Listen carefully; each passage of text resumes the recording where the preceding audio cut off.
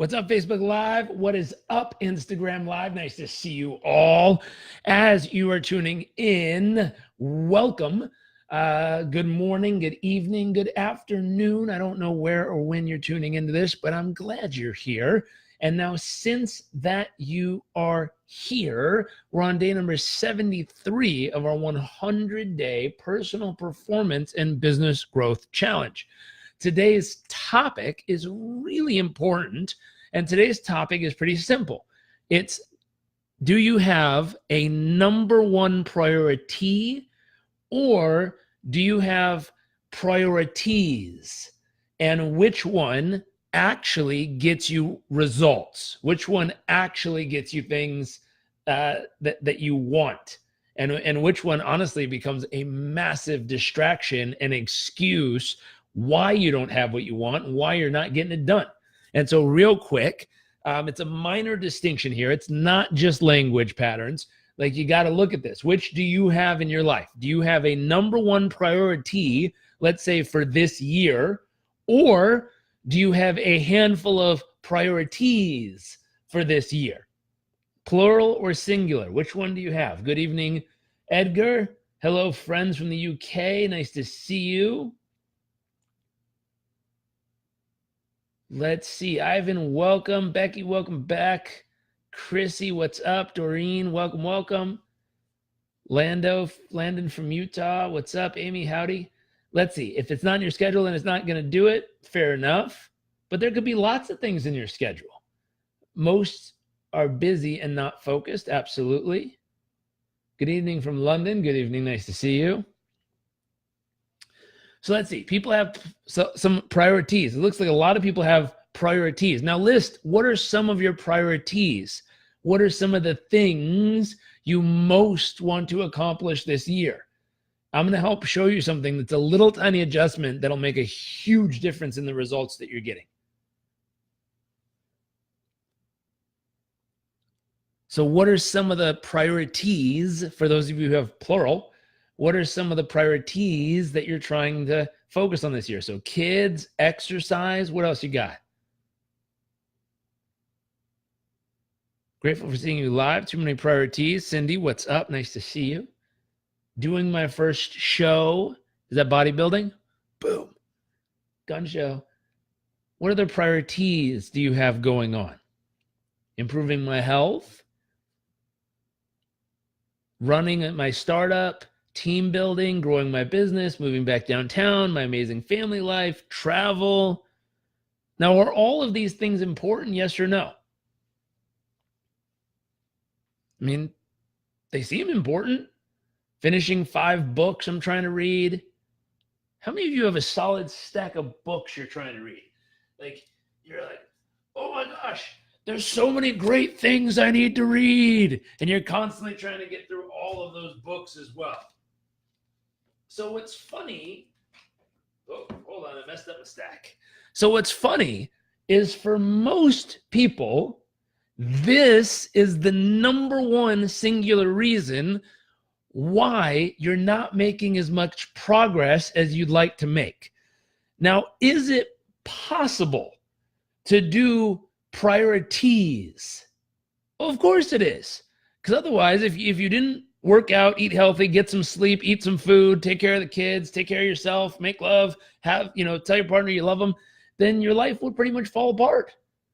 The challenge is, when you want results, when you want to move the needle forward, you have to pick one. You have to. Now, let me give you an example that would make sense. Let me make this easier, because when we pull it into different categories of life, you go, oh shit, that does make sense. Imagine someone wants to become a bodybuilder and gain muscles and look like Arnold Schwarzenegger and run a Ironman competition at the same time. Is it possible? It's possible, but is it really, really, really, really, really difficult? Extremely. That is a really hard thing to do. That is a really hard thing to do, to bulk that much, to gain that much muscle, and do that much cardio. biking, swimming, running. The swim is going to be extremely difficult with that much muscle on your body because you're going to sink. Now they're going to have to pick one. Which one do you want to do now? Which one do you want to do first? You can do them both. It would probably make sense to do the Ironman first and then bulk up. You'd be lighter. And it's, maybe, I don't know, or bulk up and then shred down and get down to Ironman level. But you got to pick one to start with. Now, how about this? This is pretty easy. What if you were married and you called your spouse and you're like, hey, I'm like 75% committed to you. Is that ever going to work in a relationship? No. You got to be 100% committed. Because if any of you called your spouse and were like, I'm 75% committed to you today, they'd be like, where are you? You're about to die. Or you're sleeping outside. It doesn't work in relationships. We know that instinctually. What if, let's keep circling this back around. What if you were like 25% interested in looking after your kids today? I'll watch them like 25% of the time, and you've got a 2-year-old child. Is that going to work, yes or no? No. You need 100% focus on that kid, because the kid's going to crawl away and do some crazy shit and like burn down the house or get run over or something. It takes 100%. What if, right now you're split and you've got 5 books you're reading, and one is on how to have the best health, and the second is how to have the most amazing relationship, and the third one is how to exponentially 10x your business, and then the fourth one is like how to be spiritually connected at a whole new level, and then the 12th one. How many of you are doing this and feel wildly overwhelmed right now in your life? Most people are.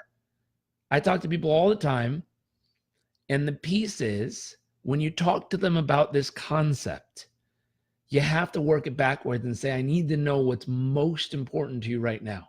I need one category. Now, the key is you can't forget about the rest of the categories because they're all important. You need to stay healthy. You need to be happy. You need to be emotionally fit. You need to work on keeping a great relationship. You need to build your business. You need to be doing things in all these categories. Now this phrase applies to most categories in life. You need to figure out what is the minimum investment necessary to get progress. Let's just start there. So what's the minimum investment necessary to make progress? And let's say there's only 5 categories of life, but there's more than that. Let's just say there's 5. So if we were going to focus on one category, we would have to say, what's the minimum investment necessary for the other 4 to allow you to focus on that one at an uncanny 1000% focus level? Now, when I say it, I'll give you some tips on what that means. I like to get my personal PhD on a subject. What does that mean? I put together a personal curriculum of books to read, courses to attend, mentors to learn from, videos to watch, as if I was going to school for 7 to 10 years to become a PhD on the topic. I put that together and I say that will be my singular one priority for my PhD that I'm working on. The rest are in maintenance mode, meaning it's the minimum investment necessary to consistently make enough to create forward progress, constant things getting better. There cannot be, can you get a double PhD in something at the same time? It's really hard. So are there people who can kind of break this rule and still make it work? Yes, there's a very few of them. But for most of us, to be able to make the progress we want to make, we need to pick which one category is most important at this stage of our life, this moment of our life. We're going to give ourselves a personal PhD, and maybe you don't want a PhD. Maybe you just want the bachelor's. Do the 4 years. That's great. Maybe you want an associate. Shit, do 2 years. But for those periods of time, the 2-year, 4-year, 7-year, 10-year mark, that is the focus. That is where you're reading all your extra books on, you're taking all your courses on, you're learning about it, you're immersed in it. You are deep diving to the point that when you get done, you could sit down with someone who's a doctorate level degree on that subject, and you know as much as they do. You probably know new shit that they don't even know because they graduated 10 years ago, and you know all the latest research. Right now, in business, I can have that conversation because for the last, almost 5 years, 4 or 5 years, I've been studying the business of business. That has been my one thing. Therefore, if you sit me down with most business owners and you give me their P&L and you let me look under the hood and show me about their team, I know just as much as they do. If they have their MBA, like, yeah, I got it all. And we're applying it. We're seeing the results. Our numbers are going up. Our team is growing. Our business is expanding. Like all this stuff's working because we're applying it. But it was because it was a personal PhD. If you go back before that, the personal PhD I studied for 5 years before I started in business was relationships. I spent 5 years studying relationships before meeting my wife. That way I was ready to fully participate in relationships by the time we decided to get together. And we kept studying and keep studying relationships. It's just not the number one. It's not all the books I read. It's not all the things I consume. It's not all the things I listen to. I sneak it in a little at a time to make consistent forward progress, to ensure things are getting better, if that makes sense. And so this concept is you have to pick what is the number one priority that you're focused on.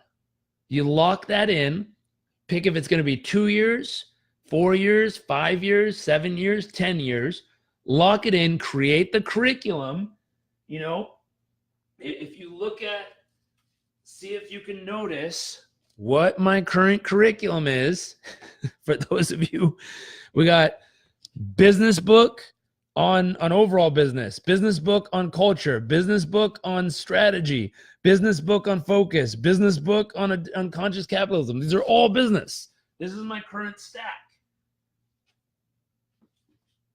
And there's even more. The stack has another 1, 2, 3, 4, 5, 6, 7 books in that one stack. And if you look, these are the binders that are open right now. This was a 4-day course that we went with a mentor of ours. And if you look, where's our other one? Here's another one. We joined a special mastermind this last year called the Board of Directors, where we sit with 14 other business owners and we dig through each other's businesses to make them better. So if you look at what my PhD is in right now, it's business. That was one binder. I've got 3 of those giant binders from courses we've attended. I've got stacks and stacks and stacks and stacks and stacks of books that we've been reading and learning about business. I have programs online I've been going through. I started getting my MBA online digitally through an online course that gives you, the ability to get a basic level free MBA through just their digital learning platform. And that's the main focus. So Magda is asking a brilliant question. How about if you know what your number one priority is, but you feel pressured to improve other areas? This is how people totally screw themselves. Because of the pressure, we tend to start stacking up multiple priorities. And then we're trying to study about our health, and then study about our relationships, and then study about business, and then study about finance, and then study about this, and then study about this. And what we do is we make tiny little bits of progress in each area, but nothing ever goes. Nothing ever wow, you have a PhD in that topic. That's the equivalent of a bachelor's. Lots of little stuff about lots of random things. People ask me, someone asked me this today, they're like, how do you know so much on this topic? And I was like, because I spent 7 years studying the topic, practicing the topic, coaching on the topic, learning the topic, relearning the topic, going to a course again to relearn it one more time. That's the thought that this is about. So number one, 2 things, and I got to go because it's date night with my wife, and I'm very excited about that. Number 1, pick which your priority is. If you feel pressure to do lots of things, put them in order and say, this is number 1. I'm going to start here. Then once I get my PhD in love, Then I'm going to go get my PhD in my health. Then I'm going to get my PhD in my business. Then I'm going to get my PhD in finance. Then I'm going to get my PhD in spirituality. Pick which order you are going to do them in. Then start to build out your curriculum. Start to build out the path you're going to go about building your personal PhD program. And again, you can do associates if you want, but if you're able to spread it out, you'll learn better if you're practically able to implement it. Of course, that's why I'm studying business right now, because we're literally implementing everything we're learning. We learn something about hiring and firing. We're like, oh shit, we put that to work. We learned something about culture. We're like, oh man, we put that in, and like, wow, it did work. We learned something about strategic marketing or management or growth or sales, and we're like, oh yeah, that worked too.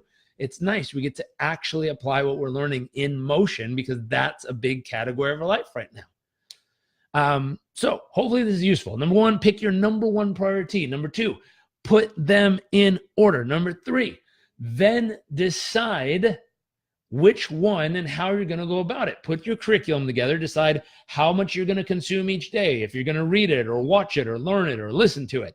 Put it in order and sequence, and then commit to doing the work and stay focused. If you catch yourself 3 months into your first PhD, which is 7 to 10 years, and you're already switching topics for your number one priority, you're distracted. You got to cut it off. You got to refocus, and you got to double down on what you said you were going to do. Now, we go back to the other thing I said. You also have to lock in. What is the minimum investment necessary to keep forward progress and improvement in the other categories of your life? If I'm only focused on business, I need to figure out what's the minimum investment necessary each day I can put into my health to keep my health constantly getting better. What's the minimum investment each day I can put into my emotions to keep myself emotionally getting stronger each day? What's the minimum investment I can put into my, and there's a couple categories that this one just goes, good, I don't agree with up here and in here. But it's what tends to happen. My wife and I were literally just talking about this. There's a stage of life where people tend to go work, work, work, work, work, breathe, work, work, work, work, work, breathe. And it has the ability to completely screw your intimate relationship if you let it. Because I was catching myself saying, wow, I'm such in that rhythm right now. I have to set up very specific and distinct reminders to remind me to continue to not only put my wife first up here and in here, but out here in my actions is the key. I need my actions to put her first. Meaning, that's why I need to wrap this shit up so I can go be with my wife. Because that's what screws relationships at this stage of life. We tend to be so focused on building something that we forget to continue to love on our partner immensely with all of our might. And so this other layer is, what's the minimum investment necessary that I need to be reading, practicing, applying, learning to continue to have a thriving, growing relationship? So I listen to at least 2 hours a week of something to do with bettering a relationship. I make sure we have a date night every week. Every Sunday when we start the week on a Sunday morning, we lie in bed, we do not do anything. We spend at least the first hour asking, what's the most important thing we learned about relationship this week? We constantly apply that 7 years of study and practice from back then. It's almost 10 years now. No, we have a few more years, but 8 years. And this concept, we're constantly applying the knowledge to keep the minimum investment of forward motion in this category while we're both doubling down on the business category right now. We're about 5 years into the business. We got a couple more, and then we can switch categories and say, what's the next PhD we want? Hopefully this is useful. Tag someone who needs this. God bless. Hope you have an amazing morning, evening, afternoon, and I will see you all tomorrow for day number 74 of our 100-day personal performance and business growth challenge.